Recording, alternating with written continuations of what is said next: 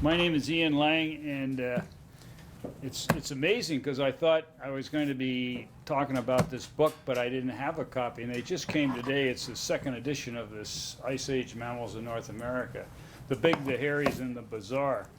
And you might ask, why would somebody write a book like this? I'm a geologist, and it's kind of a hobby, but I never found a book that was a compendium like you see nature guides and so forth of these ice age mammals. And people are dinging over dinosaurs, but except for Raquel Welch in 1 million BC, people did not live with dinosaurs. They lived with these big animals, the woolly mammoths and the mastodons and so forth. Alley-oop did. Alley-oop, yeah, I forgot alley-oop. And then another reason I wrote the book was the National Science Foundation is trying to get more and more people to read about science so they understand science. And so many books are written where there's a lot of jargon, and I don't like to use jargon. If you can say it without jargon, it's better, and it's to get the concepts through rather than just listening to jargon.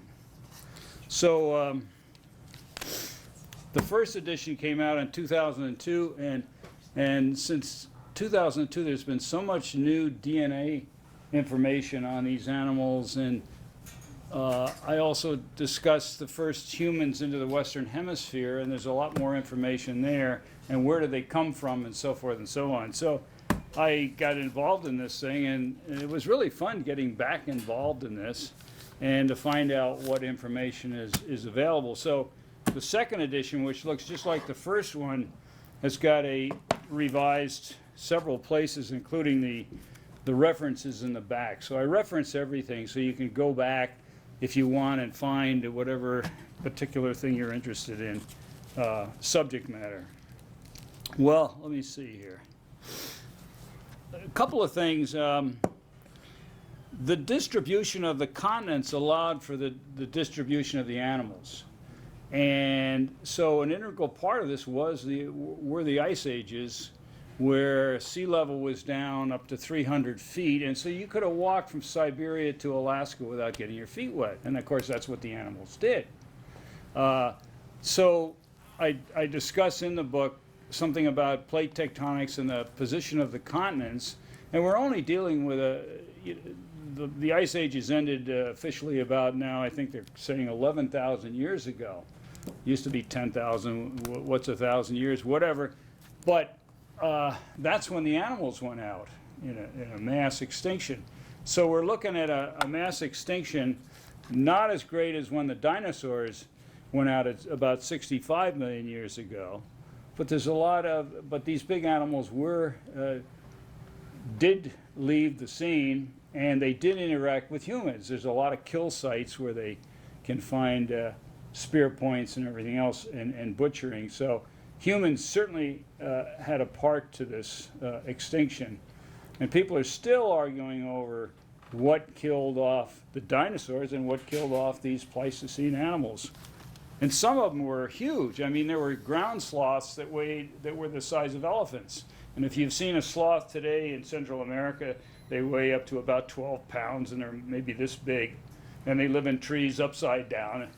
And so during the Pleistocene, there were these giant sloths that weighed tons. And so there were all kinds of neat animals. Well, Missoula is part of this whole story, too, because we had Glacial Lake Missoula, which since 2002 has become a really popular story for good reason, because it was a mega flood that left and drained the lake. And when you look up on the hillside, you can see the old beach or strand lines that go 1,000 feet above our heads. So if you look up at say the M, you can see these lines, these old beach lines, a couple hundred feet above that. So the depth then of the lake here in Missoula was about 1,000 feet. So there were a lot of really interesting things going on during the Pleistocene. Well, in the book, I do want to read a few things. One of the interesting things to me was how Thomas Jefferson had been really interested in these Pleistocene animals. And he instructed Lewis and Clark to be on the lookout for woolly mammoths and mastodons because it was not known that they were totally extinct. And he had collected remains of these big animals from a place called Big Bone Lick, Kentucky. I don't know, anybody from that region? I've never been there.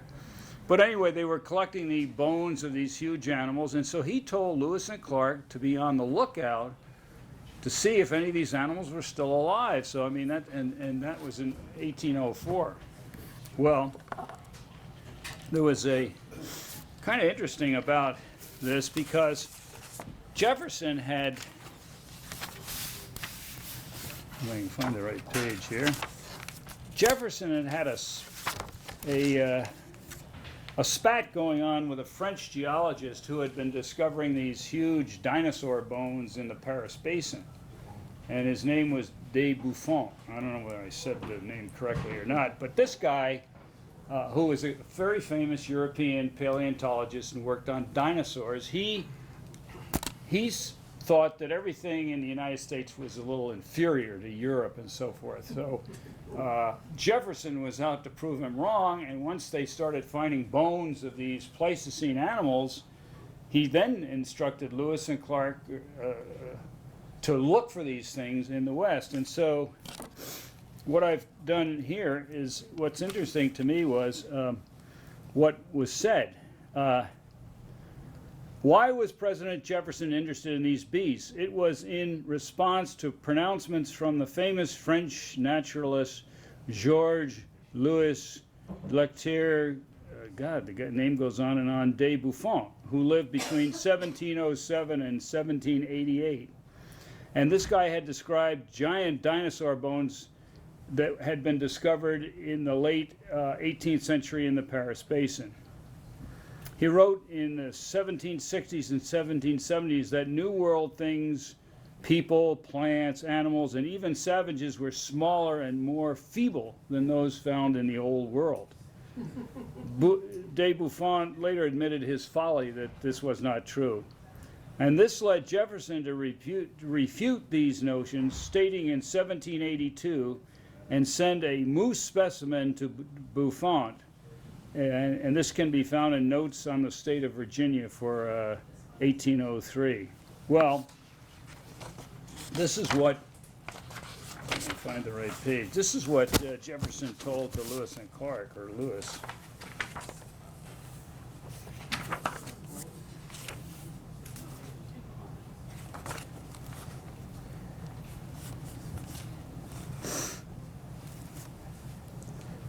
Okay, he said on February 24th, 1803,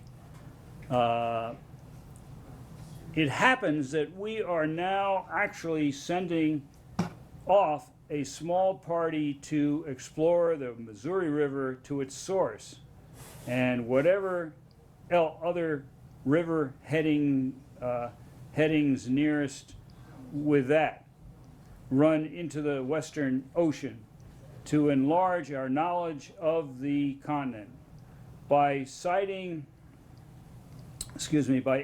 information of that interesting line of communications across it, and to give us a general view of its population, natural history, productions, soil, climate, blah, blah, blah. And it is not improbable that the voyage of discovery will procure its information of the mammoth and the giant ground sloth. So, I mean, he was very much interested in seeing if these things still existed in the western United States.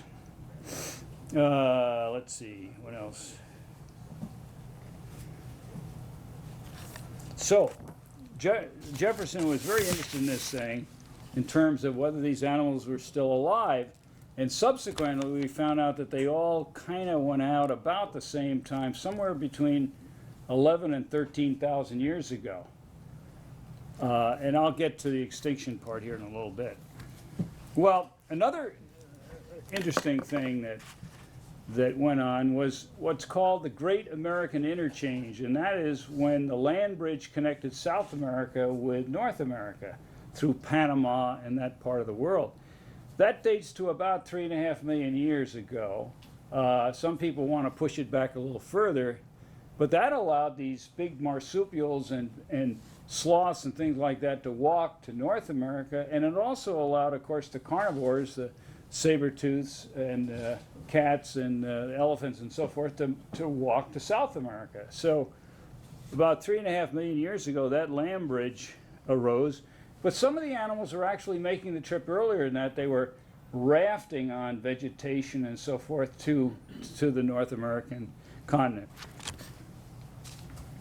So that's a very interesting thing when you see what happens. And it turns out that about 50% of the South American land mammals came from North America, and about 21% of North American genera went south. So we had a predominantly more North American animals heading south than South American animals heading north. But the ones that did come north from South America included these giant ground sloths of different kinds.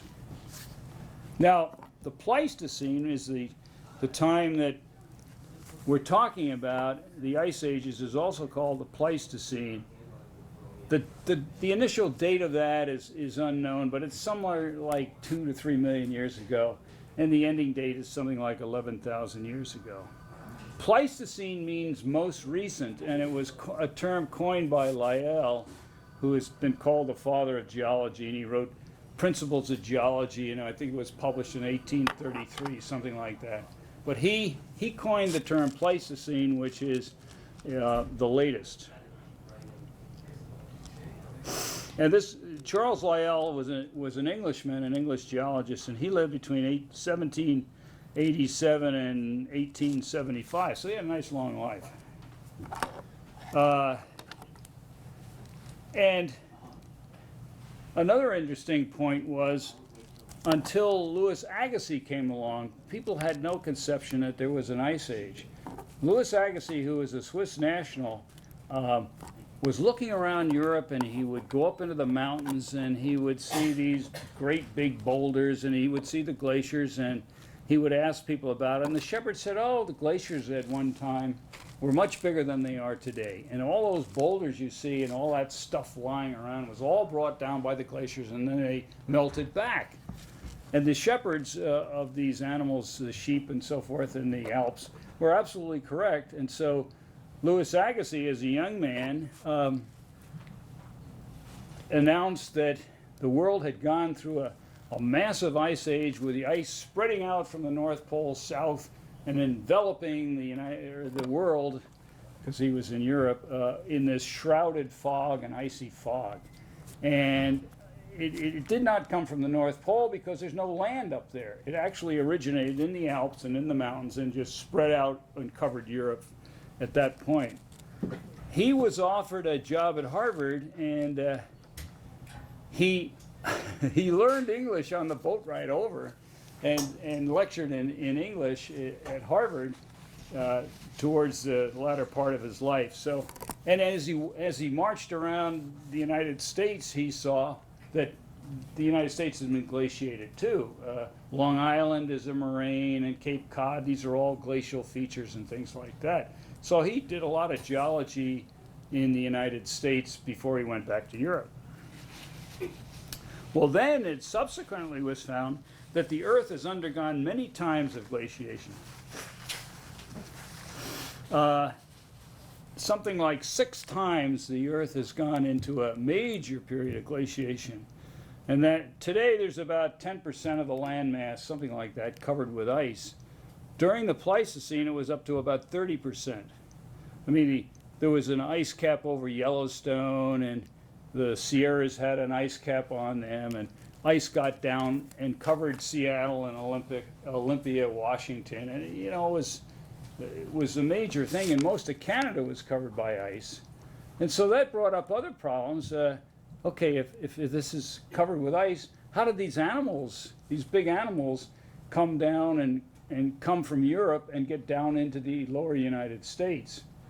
Well, with work, they noticed that there was a corridor that opened up just east of the Rocky Mountains. And people and animals could, utilize that corridor to walk up and down and get to the lower part below the ice itself. Well,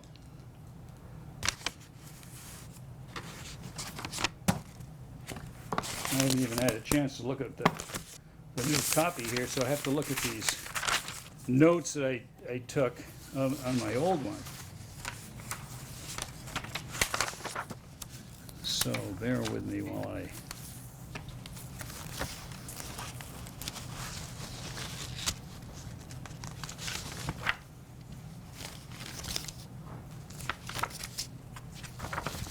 a little bit about these ice ages. They're clearly older than the Pleistocene animals, but the first glacial period now has been calculated between 2.4 and 2.1 billion years ago. Now the Earth is about 4.6 billion years old.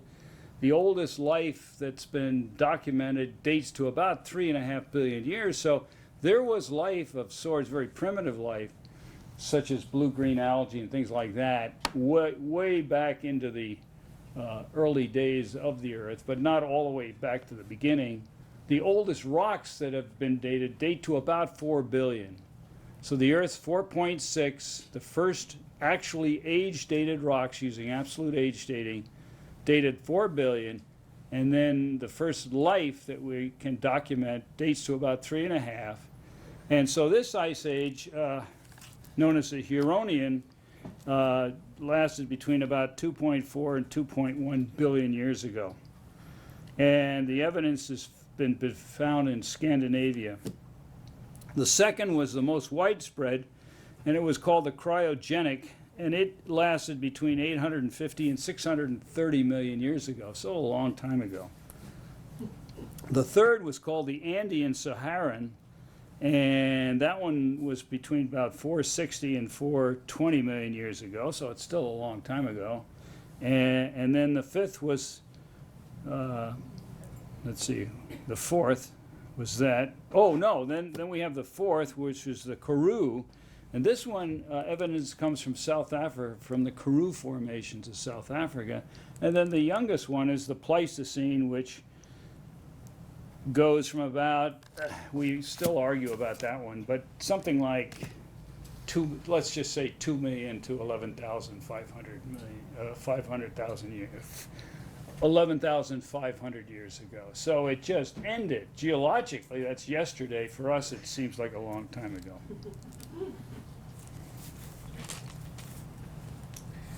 Okay. How about the animals? Oh, we'll get to the animals here in a minute. The extinction debate of these is really a fascinating one, and one that has not been resolved, and you have different camps as to what caused the extinction of these great animals. First of all, one has to consider that the gestation period of elephants is what, 2 years, something like that. Big animals have a long gestation period, and they usually don't have a lot of young, versus say rats and mice and so forth that just breed like flies, I guess. So you're dealing with a long gestation period, and so if you have something like humans running around killing them and eating them, that really can interfere with their survival. And work has been done that if you get down to just a few percent of the species left, that's too low, the animal will eventually go extinct. I think it's like 2 or 3%, something like that. Well, the theories for extinction of these animals vary from climate change to what's called the Blitzkrieg theory, and that's of human overkill. The Blitzkrieg being what the Nazis did in World War II. They had a Blitzkrieg into Europe and conquered Europe in a matter of days and weeks. So those are the two main theories now. But there are other theories. There is a theory that these animals were taken out by a meteorite, just like the dinosaurs supposedly were 65 million years ago. The problem is they haven't found an impact site, and there's no other evidence around that a meteorite did it.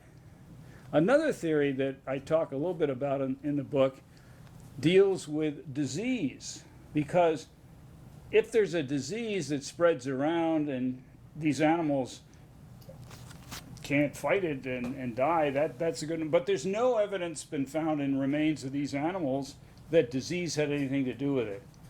Now, the people who argue for the climate change have a problem in that we've gone through interglacials in the last 2 million years, which were every bit as warm as now.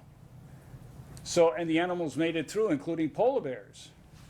So when people talk about polar bears becoming extinct due to climate change, well, they I don't know how well they did the last time we had a warm Earth and no ice in the Arctic, but they did make it through.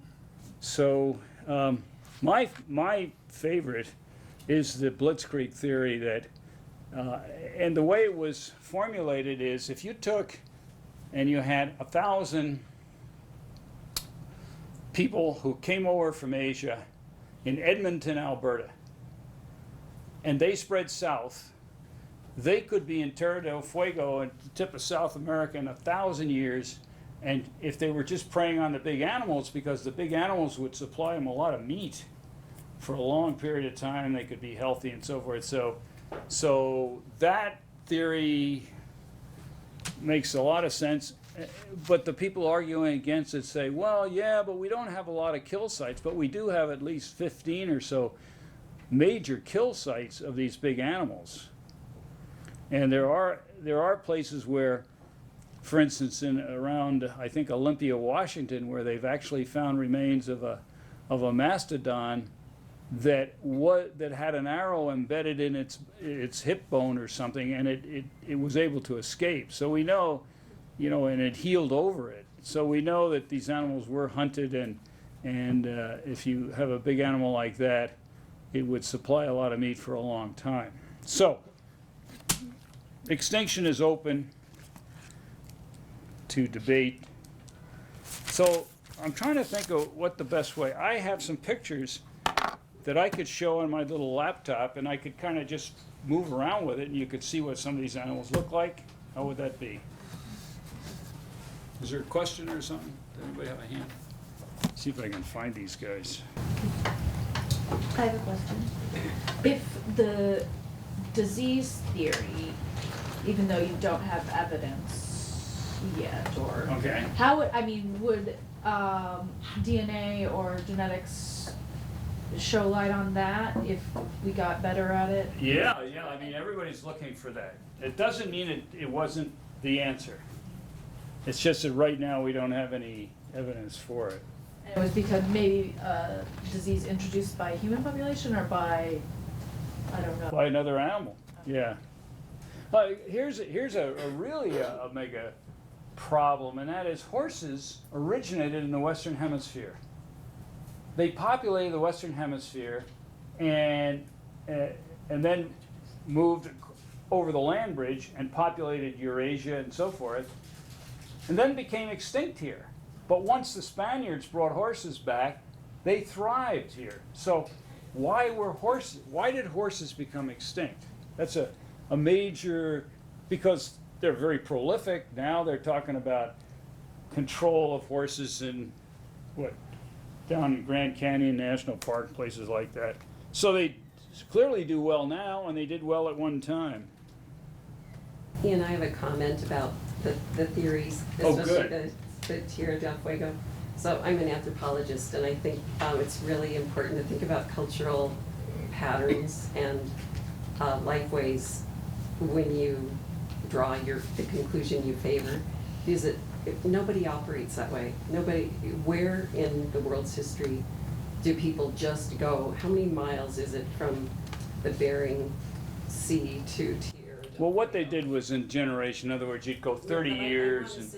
I want to say that isn't how people function. People have place matters, and the world over, indigenous hunter-gatherers have particular places that they go to year after year after year, and the only reasons they move are because the population has a schism and somebody's booted out. Or like the Athabascans leave because there's a volcano in Alaska that makes them move and they go a long way, but then they stop. They don't keep going like, till there's nowhere else to go. That's just, it's antithetical to human behavior. Well, we know they got down there. There's some major kill sites in southern Chile. But there are other explanations. Oh, sure. No, I'm just telling you Yeah. in a broad brush. Yeah. What I think is really interesting, and something in your field that's, to me is fascinating, is pushing back the date of the first humans in the Western Hemisphere. And so many people are locked into 14,500 más o menos. And some of these states now, they refuse to believe that are back over 100,000 years. And I think it's only a matter of time when we're going to find out that humans, and now we're pretty sure through DNA that they came from Asia, not from, from Europe, because the Clovis points are very similar to those Lutrician things. And it may be a coincidence, or I don't know, you probably know more about that.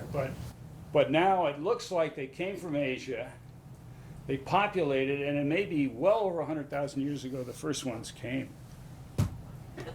Is there any evidence that the extinction of these mammoths followed geographically the?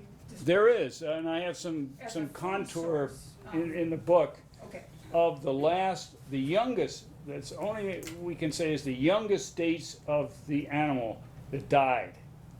And when you do that, I think you see in the southeastern United States is about the last place where some of these animals lived before they became extinct. Let me see if I can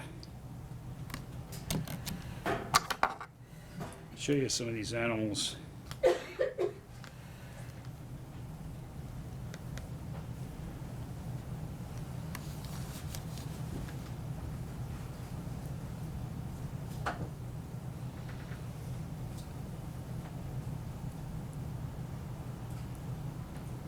What's so wonderful about any of this stuff is it really does bring in discussion and scientific research. For instance, the idea of the extinction of the dinosaurs.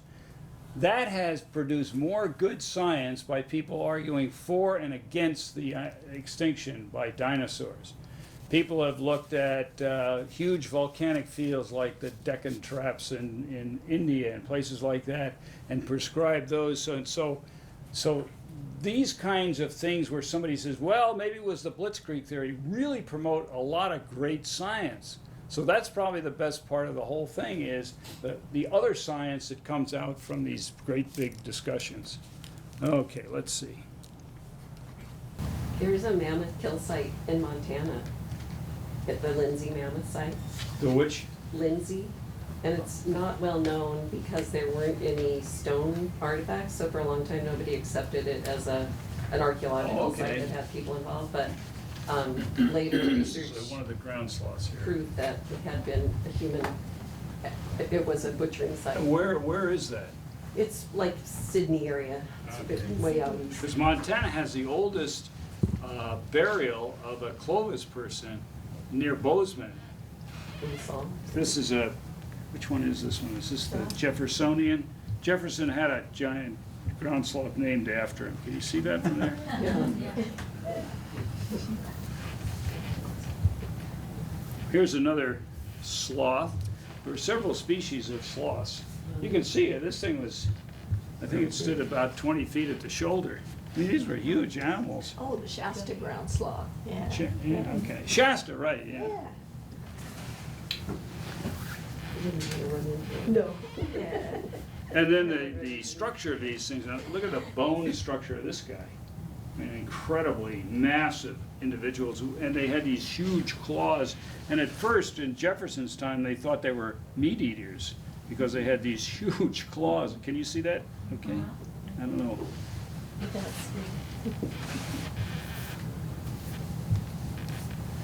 No, this is a giant bison. The skeleton of the bison were, at least one species was bigger, much bigger than the ones we have today, almost twice as big. And they went out about the same time, 11,000 years ago. Is that bison antiquus? Yeah, Yeah. I think so. And then we had the North American lion, which was much bigger than the big Siberian cats of today. You have these pictures in your book? Yeah, yeah, I just scanned them in. So if you look at a Siberian tiger, what are they, 600, 700, 800 pounds? Then we had the giant short-faced bear, and this is a comparison between a grizzly bear, a big grizzly bear, and the giant short-faced bear, and you can see how big this guy was in comparison. Let me see. I have a question. We used to go up to the muskox, see the muskox in Fairbanks all the time. In comparison to the woolly mammoth, how much bigger was the woolly mammoth than this muskox? Oh, No, a lot more. yeah, huge. I mean, okay, those muskox, they must weigh, say 500, 600, maybe 1,000. Yeah, I don't know what it is. They're huge. And the mammoths weighed in the thousands of pounds. The woolly mammoth was not the biggest. The imperial mammoth was bigger. It was bigger than the African bulls, higher at the shoulder, and so they were huge. They were at that mammoth site. Okay, let's see. That we visited. Amazing.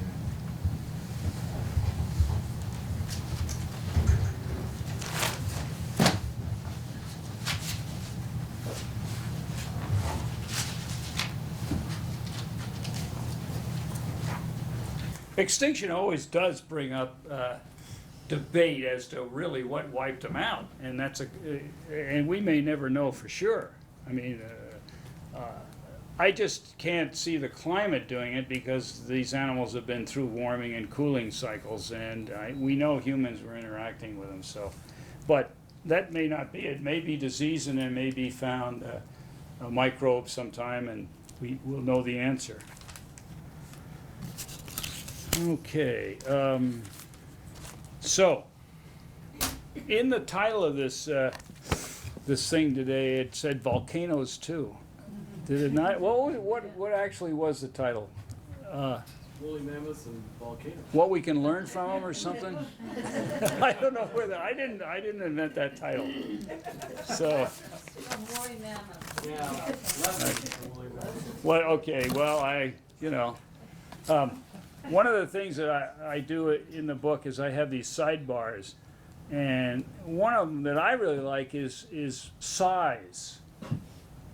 You know, the advantages of size, the advantages of being small, in addition to the advantages of being big. When you grow and you're really large, not many things bother you, but you got to get there first. And then if you're small, you can hide. And these animals usually have a short lifespan, but they are they produce a lot of offspring and so forth. So I have a sidebar there about size, and I always find that interesting. And it turns out that, relatively speaking, the heartbeats of say a mouse or a shrew, the total number during the lifespan equaled to that of an elephant. The elephant has a very low metabolic rate, and the shrew very high, and the total number turns out to be very close. So there's all kinds of these things, this trivia, which I kind of like. One more question.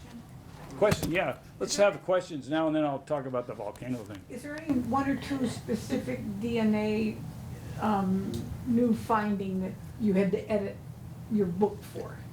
Or- Yes, and I Can you can't ta- remember what they are. No, but it was, So, yeah.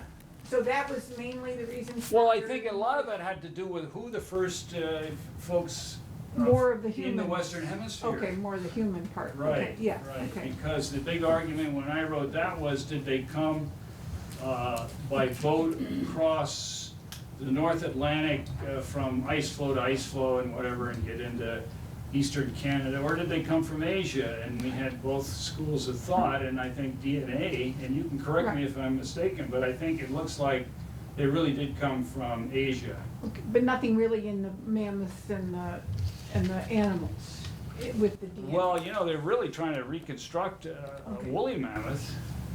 Yeah. They've got they've got the material now, I think, and it's not degraded to the point where they can't use it, and we may see during our lifetime, or at least some of our lifetimes, a woolly mammoth reconstructed. Its closest relative is an Indian elephant, so they would use an Indian elephant mother to for the offspring.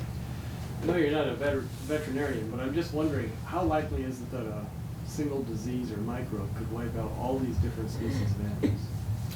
Good question. And then my second question I is- can't answer it, fortunately. So my second question is, the one thing all these animals have in common that have gone extinct is their size. They were all really big. Is that just because we're focusing on the big ones and there were lots of little ones that went extinct at the same time? Or, in fact, did the larger animals seem to survive less well during that period? Well, they weren't all big, but I mean, they were compared to the living species. Like beavers weighed up to 500 pounds. Now, what does a beaver weigh? 80, 90 pounds, something like that. I mean, there were some big species that died, and you've got an answer? No, I don't. Didn't the small horse go extinct? Well, the horses all went extinct, as far as I know, in the Western How big was Hemisphere. the small horse? Well, the original horses developed about 60 million years ago. They lived in a forest. They were this big, and they had toes, and they ate leaves. And the toes fused into a hoof. And they got bigger and bigger and bigger. Okay. But they did originate, as far as I know, in the Western Hemisphere, and then spread around the world. Just like camels did, too. Camels are a Western Hemisphere. I talk about that in the book. Any other questions? Oh, no, just a comment. I have one possibility is, that I've read about is that it was the human use of fire that really got to some of the really big animals like sloths and mammoths that changed the vegetation regime. But, Well, and that's part of the climate thing too, whereby you would go from grasslands to more forests and so forth and so on. I find it very, very interesting, and I don't know the answer. I have a comment and a question. So the comment is just to follow up that I would say instead of saying it's one or the other, why not stay open to the possibility that it's both, and even more that the database is so small. And we try to That's create right. a whole world out of hardly anything. So the jury's out. Yeah, So I the- agree. The question is a glacier question, but it's I don't know, I'll throw it out there. You know the guy in the Italian Alps that was buried Well, the Iceman? 4,000 or 5,000 Yeah. years ago? What would have been the circumstances for him to be frozen, buried so quickly that he was so perfectly preserved? Was that like a resurgence of the beginning of a oscillation in the ice age? I thought he fell into a crevasse as he was dying. And the crevasse is open, as the ice goes over a bump, the crevasse is open, and Yeah. once it comes off, the crevasse is closed. Oh, so he was just sealed in an existing Yeah. glacier. But the woolly mammoth that they found in Russia supposedly had undigested buttercups in its thing, Right. that thing froze in a hurry evidently. And then stayed that way. Yeah, So, yeah. stayed that way till he melted out of the permafrost. That's pretty fascinating to think you could go out for a walk one day and. Yeah. Any other questions or comments or anything? Okay, well, the other thing was, I wrote this book. This one came out last year. And once again, I wrote it because I like these things. And I could not find a compendium on volcanism. So I decided to write one. And I'd been reviewing books for some of the presses. And what's really neat now is there's so much material in the public domain, meaning you don't have to pay any money for it. NASA, U.S. Geological Survey, we paid for that stuff through our taxes. You can go online, and as you'll see in the back of this book, pictures of moons of Jupiter and Saturn and all this stuff that's available, you can do whatever you want with it, so you don't have to pay money for it. So that was one thing. And the other thing that struck me was almost all legends, there's a something starts a legend, an event. Almost all. For instance, the lost continent of Atlantis. That was a place, and I'll read a piece out of this book here. Almost all legends start from some event, and then they get handed down and they get changed and so forth. So I found that very interesting, because we hear these legends all the time, and we don't know what's going on, but it turns out that they originated from an event. So, with that,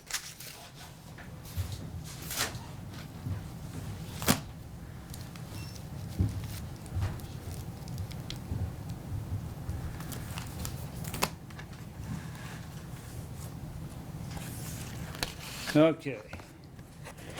The lost continent of Atlantis. Everybody, even there was a song by Donovan about it.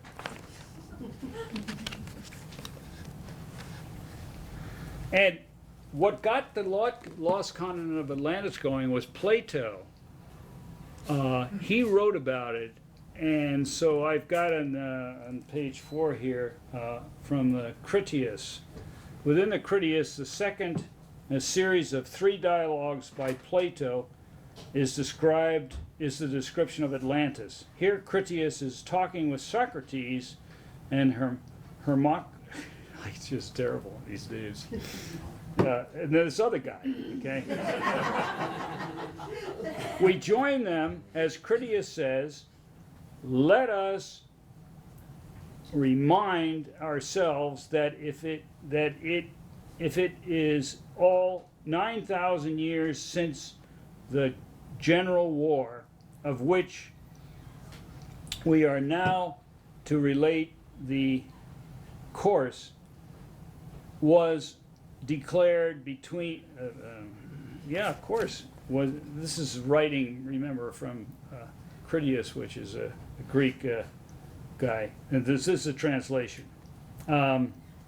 Between those who dwell without and those that dwell within the pillars of Hercules, the command of the latter was taken, and the war conducted throughout, as the story goes, by our own city, Athens.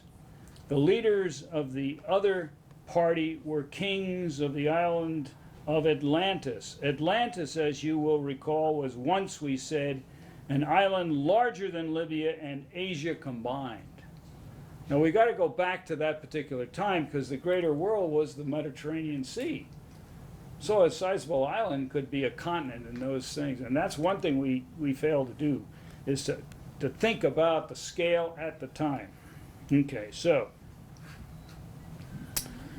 it has been engulfed by earthquakes and is the source of the impassable mud which prevents navigators from this quarter from advancing through the straits to the open ocean. Well, so the Atlantis is really, most people now believe that have worked in this, I'm just passing this on so you can you could take it or leave it, the island of Thera, the volcano Santorini in the Aegean Sea, because that was an advanced civilization, and it was racked by about 3,600 years ago by a huge, I mean, it was a very lush island in the Aegean Sea, but it was on a volcano that was dormant. The volcano had been inactive for something like 15,000 years, and so deep soils had developed and so forth and so on. This thing became active, and with a huge eruption that affected the Chinese, and it was about the time that Moses supposedly crossed the Black Sea, and so rather than a pest coming and chasing and intimidating the Pharaoh, it may have been ash from this volcanic eruption. So this island was destroyed. It sent huge tsunamis because of the eruption. Tsunamis south to Crete, which destroyed the Minoan civilization. It never recovered from this event. So that is thought to be origin, the place for the lost continent of Atlantis, a huge island volcano that destroyed, it erupted. Okay. Well, another famous one closer to home would be the legends surrounding Mount Mazama in southern Oregon, which is Crater Lake.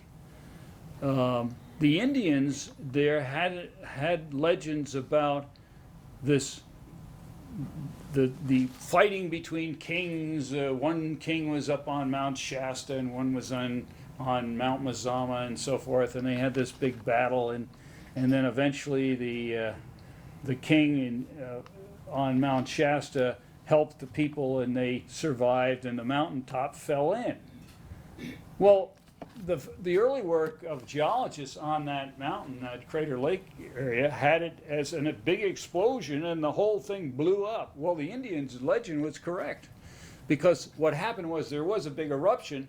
Here you have this cone not held up by anything, so it just collapsed into the magma chamber, creating the deepest lake in North America, which is about 2,000 feet deep. So the legends then really turn out to be very, very important.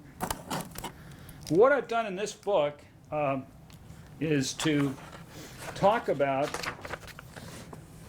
what's beneath volcanoes, in addition to the types of volcanoes, plate tectonics in volcanoes, because they're intimately associated, and then different products that are produced by volcanoes, and then the different kinds of boundaries. For instance, the plate tectonic boundaries in California are different than they are down in Baja, and they are up in the Northwest off of Oregon and Washington.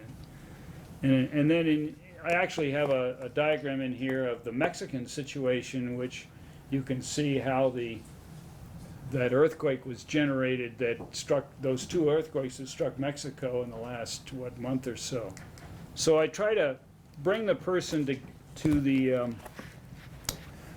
educate the person who's interested in this subject, and also for geologists, without a lot of jargon, just talking about the different aspects of volcanism.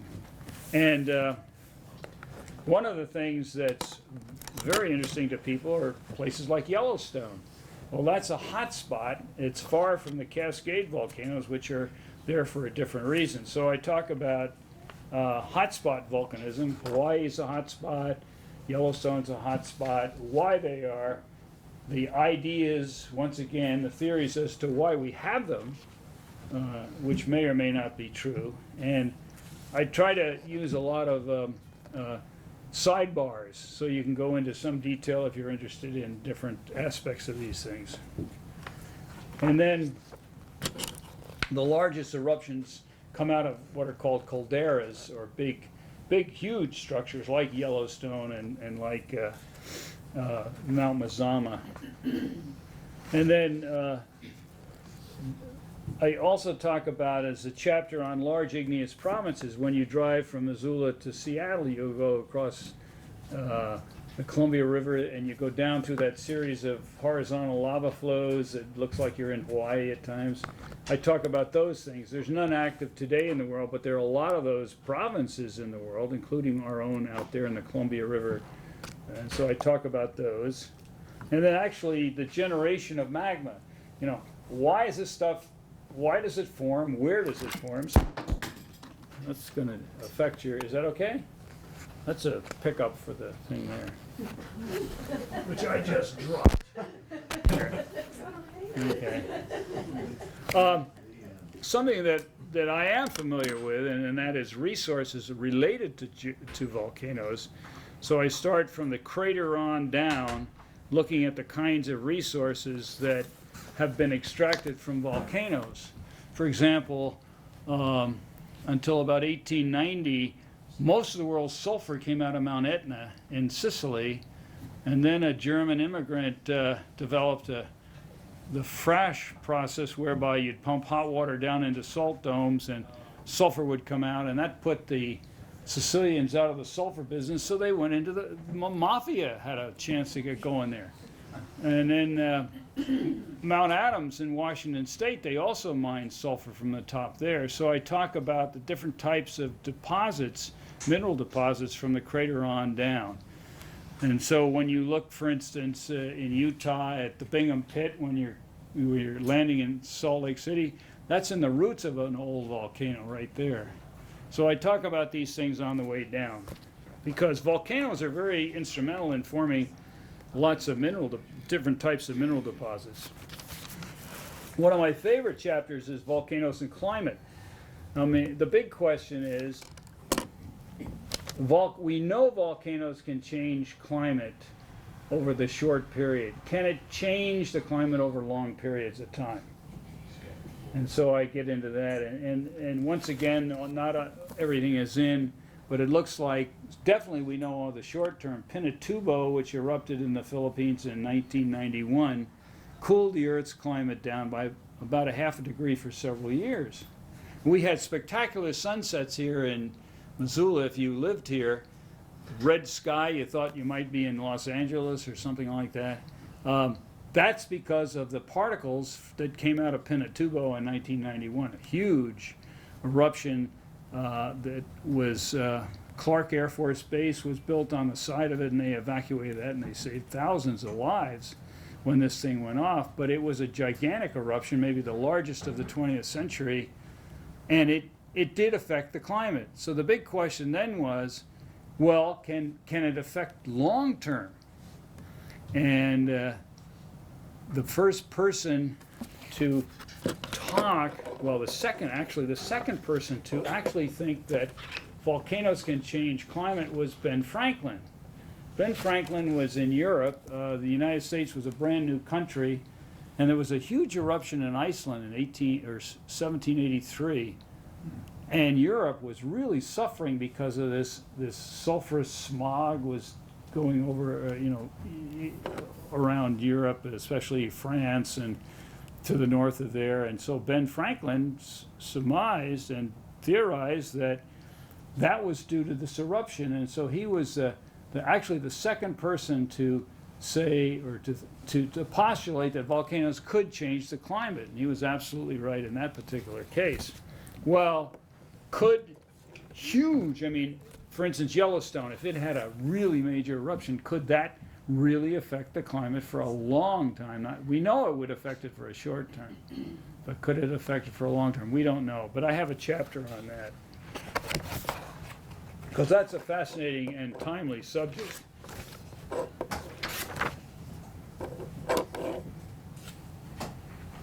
And then finally, and then I have a chapter on volcanic eruption prediction, which is also something that's very interesting and also in a very dynamic state, just like earthquake prediction. And one of the things that's interesting to me about that is, let's suppose that geologists and geophysicists could predict a major earthquake or a volcanic eruption in California.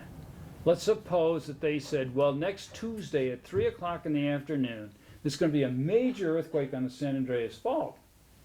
What would be the ramifications of that? This is not China where you say everybody out. And where would they go? I mean, this is what we're striving for. We're striving to predict these catastrophic events. But suppose we actually could.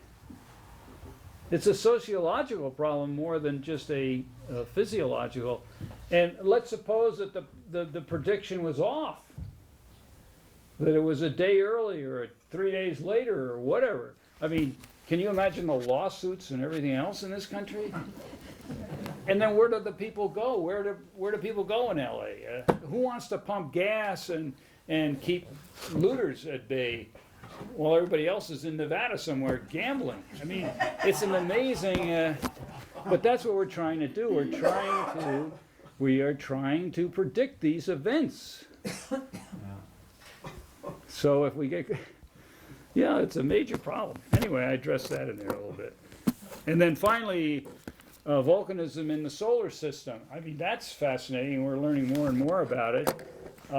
This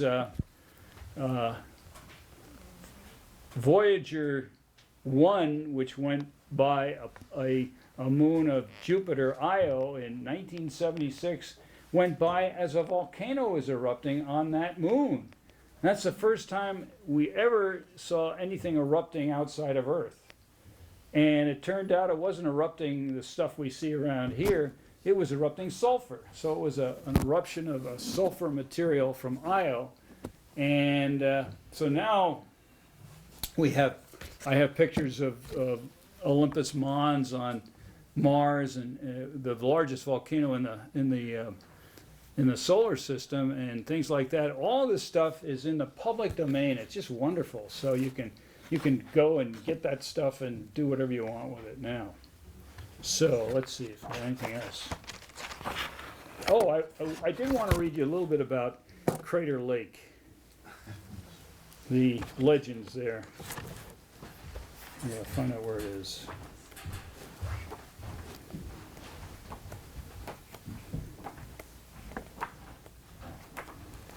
If you have never been to Crater Lake, I think that has to be one of the most beautiful places in the world. It's such a pristine lake, beautiful area. It's a national park in southern Oregon. Maybe I can find this thing. Maybe if I go back to the beginning.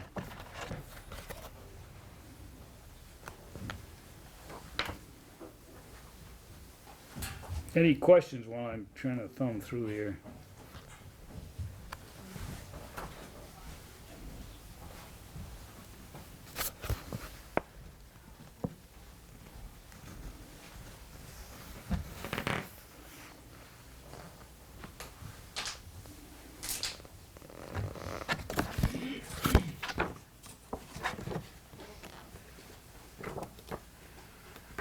I have a section on the Columbia River lava flows too. There's a really interesting, as you come across the Columbia River heading towards Seattle on the interstate, there's a place called Ginkgo State Park. If you've never been in there, it's really a neat little place. These were petrified, this is petrified logs and wood. I think they date to about, say, 10 million years old, so it's relatively new, but there are ginkgos and there are all kinds of vegetation that was preserved and petrified because lava came over and kind of encapsulated everything. So that's a really neat spot. I talk a little bit about that.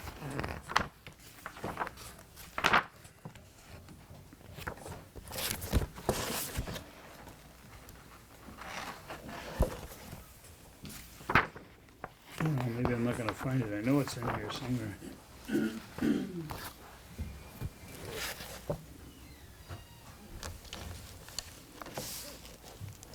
Okay, this is about Mount Mazama, which is Crater Lake now.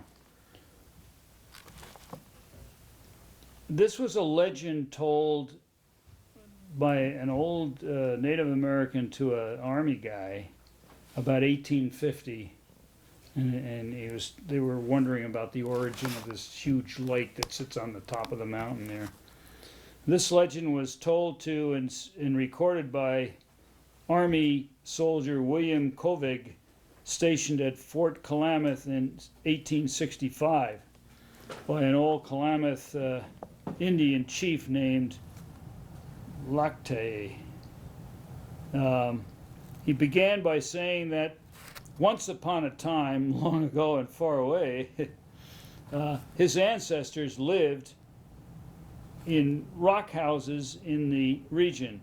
And when spirits of earth, sea, and sky spoke to the people, this chief Leo of the below world would come above ground and stand on top of a very high mountain, presumably Mount Mazama.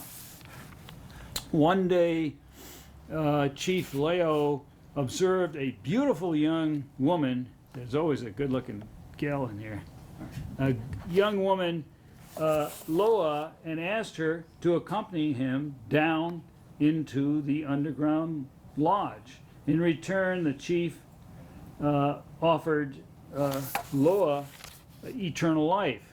Evidently, the offer was not sweet enough for Leoa because she declined his gracious offer. furthermore, her tribe's ruling council would not force her to go live with Chief Laoa. Well, Chief Laoa became furious and tried to destroy Lola's people with fire, but the action provoked Chief Skell of the above world to drop on to the summit of Mount Shasta over 100 miles to the south to help Laola's people. War then broke out between the tribes and so forth and so on, and finally they got rid of the bad guy, and he was killed in flames and everything, and the volcano erupted, and and then the top fell into itself and so forth and so on. So all of these things have got some great legend, and usually there's an event that starts them. They certainly can be changed around. So with that, I'll just open it up for any questions you might have.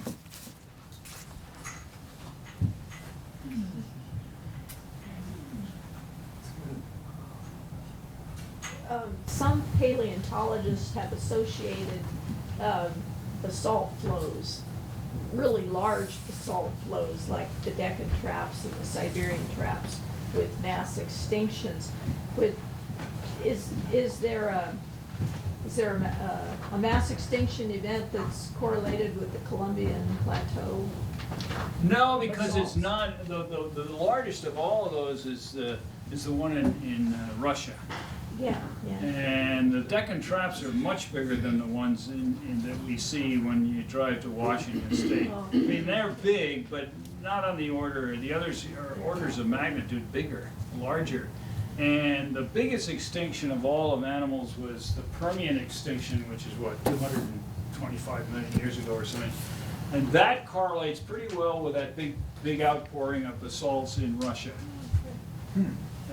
And some of the other ones do too. So that's a very interesting, and they've tried to do that for the dinosaurs, and that debate is still going on as to whether the dinosaurs were not killed by a meteorite which hit in the Yucatan Peninsula, but by the outpourings of the Deccan traps in India, which is Mumbai, or used to be called Bombay, which is kind of an appropriate name, because that's about the center of the impact site.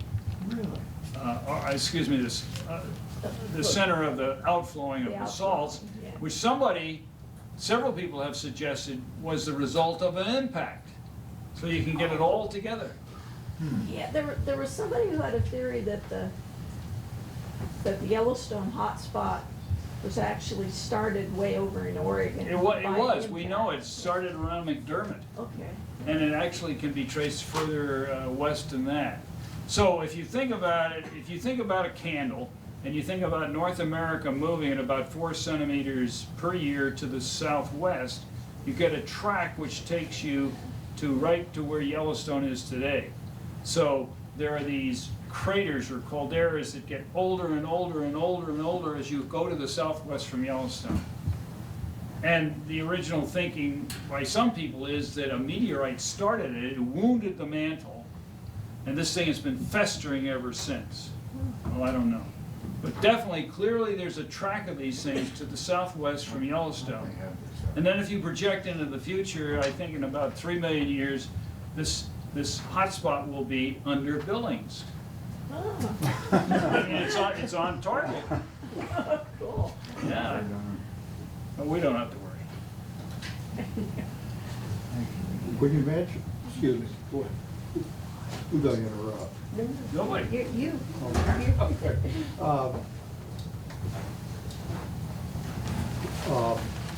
You mentioned just briefly that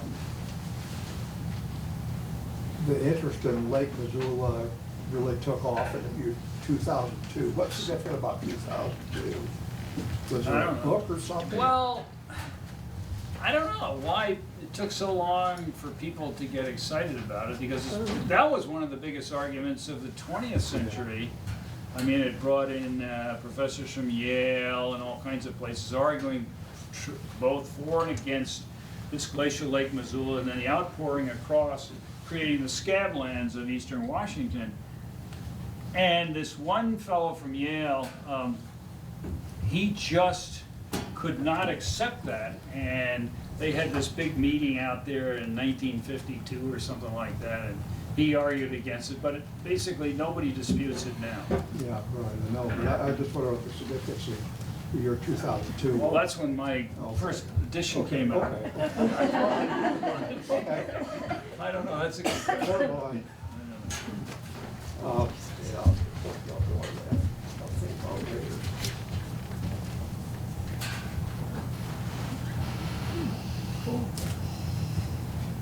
Well, I'll be here. Thank you for coming.